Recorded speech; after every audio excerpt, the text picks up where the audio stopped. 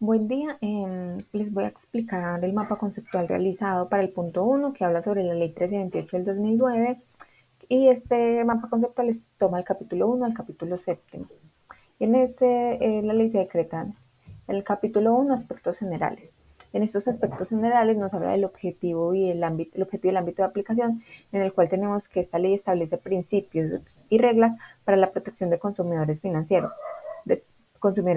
Aplica a quienes son consumidores financieros en el sistema financiero, asegurador y el mercado de valores.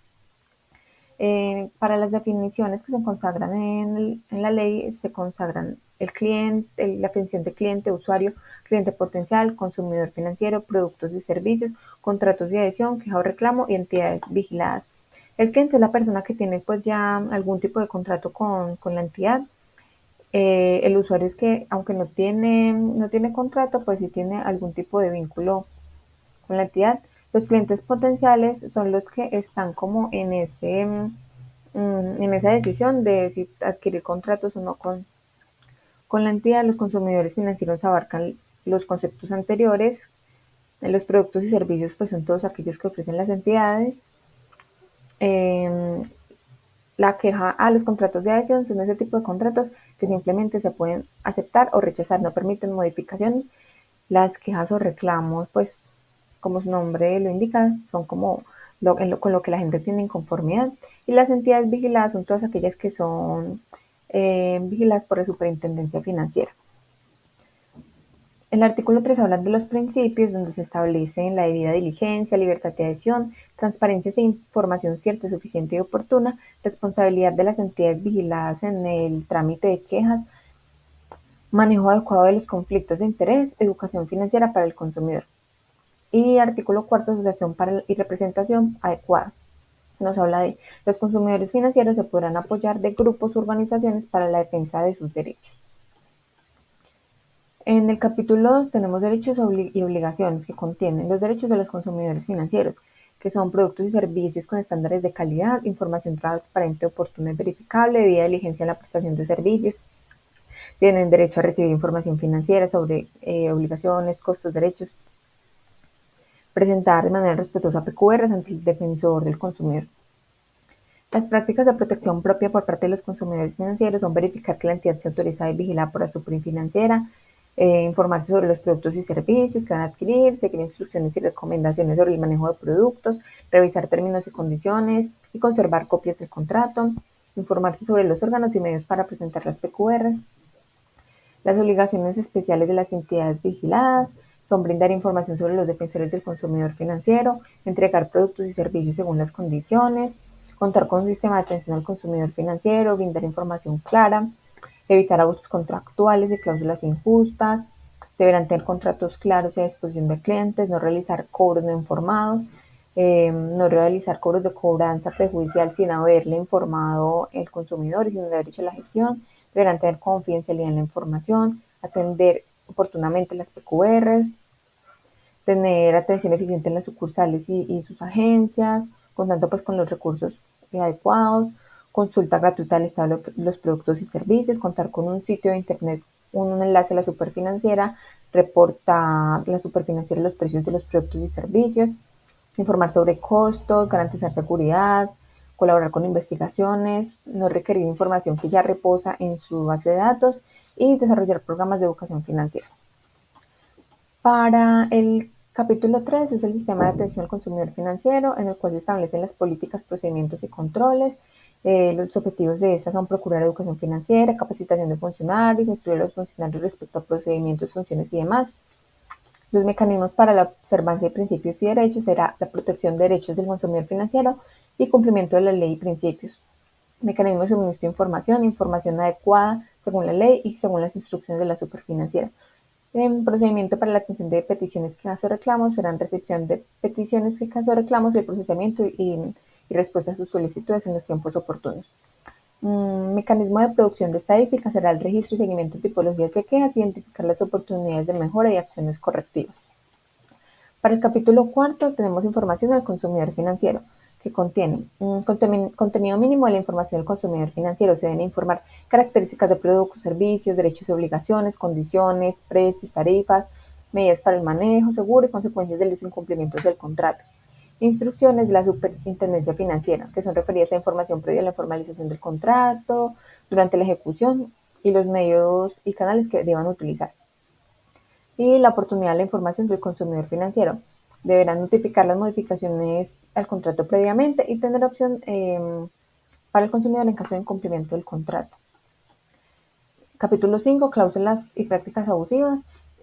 Prohibición de cláusulas abusivas en contratos que impliquen limitación y renuncia de los derechos, que inviertan la carga de la prueba del prejuicio del consumidor, que incluyan espacios en blancos no autorizados, cualquier otra limitación de derechos, exoneración de responsabilidad. Prácticas abusivas, que es condicionamiento del consumidor financiero para adquirir más productos o servicios, iniciar o renovar un servicio sin autorización, inversión de la carga de prueba en caso de fraudes y las que establezca la superintendencia. Para el capítulo sexto, la Defensoría del Consumidor Financiero. Esta contiene funciones de la Defensoría del Consumidor Financiero, que es atención oportuna a consumidores financieros, resolución de quejas de consumidores, función de la conciliación entre el consumidor y la entidad, representación de consumidores ante la entidad, recomendaciones a entidades y propuestas de modificaciones normativas.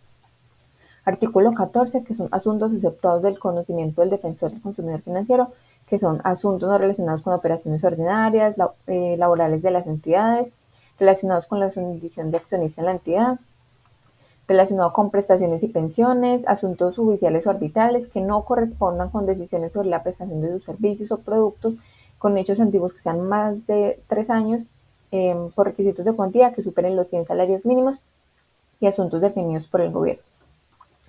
Pronunciamientos del defensor del consumidor financiero serán obligados cuando sean decisiones acordadas de manera previa y expresa, las entidades así lo hayan previsto en sus reglamentos y la defensoría no tiene carácter de función pública. Artículo 16. Atención a los consumidores de todo el país. Atención eficaz, oportuna en todas las zonas del país. La Superintendencia Financiera de Colombia impartirá instrucciones para el cumplimiento. Independencia y autonomía de los defensores del consumidor financiero. Actuarán con independencia y autonomía. Deberán abstenerse en casos de conflictos de interés y en ese caso actuará el defensor suplente. No pueden desempeñar funciones distintas a su cargo. Restricciones para ser defensor para exdirectores, empleados vinculados el año anterior con una entidad vigilada, y la entidad deberá brindar distintos recursos para el desempeño de funciones. Artículo 18. Designación y requisitos de los defensores del consumidor financiero. Deberán tener una inscripción en el registro de defensores, una designación por la Asamblea General de Accionistas. El periodo de designación será de 2 años con prórroga.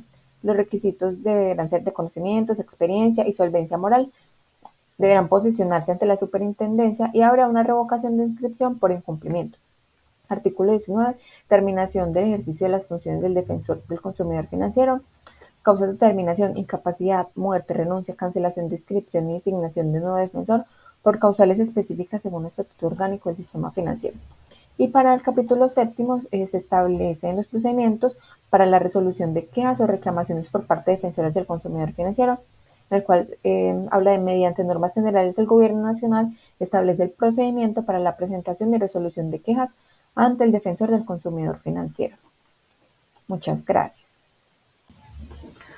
Para el punto 2, que dice establezca una situación personal, profesional, donde se apliquen los conceptos de las diferentes relaciones que pueda tener un consumidor financiero con el sistema y mencione una situación que tenga conocimiento, haya sucedido y que a su juicio considere podría constituirse como una práctica abusiva por parte de las entidades vigiladas. Bueno, para el caso 1 podría ser una situación donde yo deseo adquirir un préstamo para empezar un emprendimiento, por lo cual inicialmente me voy a comunicar con distintas entidades financieras vigiladas solicitando que me brinden información sobre préstamos teniendo en cuenta datos como montos, tasas de interés, plazos, los tipos de crédito que manejan y las demás condiciones pues, de los préstamos. Teniendo en cuenta la ley, ellos deberán brindarme toda esa información de forma clara, oportuna y suficiente.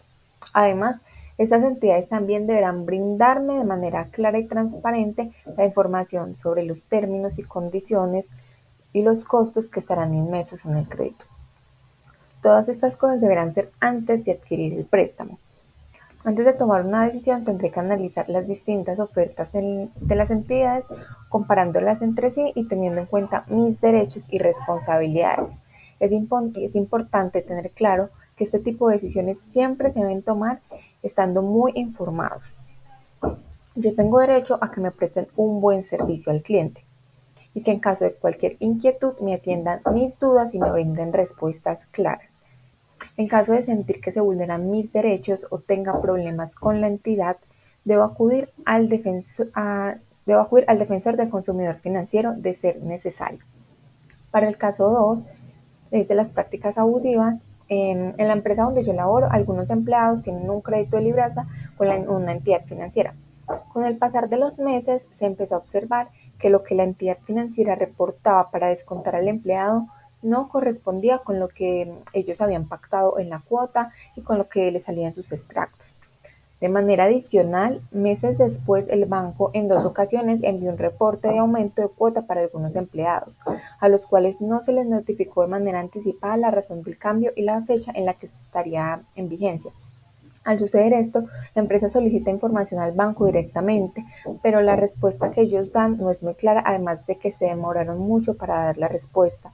Es por ello que yo considero que esto es una práctica abusiva contra los consumidores.